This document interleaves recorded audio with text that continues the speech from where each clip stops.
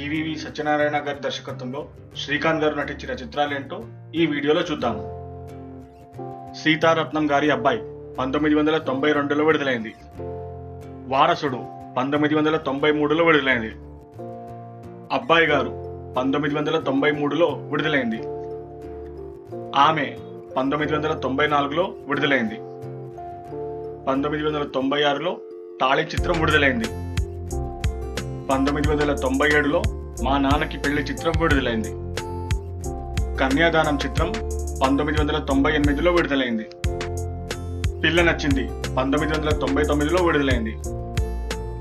చాలా బాగుంది చిత్రం 2000 సంవత్సరంలో విడుదలైంది. అమ్మో 1వ తారీఖు ఈ చిత్రం 2000 సంవత్సరంలో విడుదలైంది. ఈవీవి సత్యనారాయణ గారి దర్శకత్వంలో శ్రీకాంత్ గారు నటించిన ఆఖరి చిత్రం మా ఆవిడ మీదొట్టు మీ ఆవిడ చాలా మంచిది 2001లో విడుదలైంది.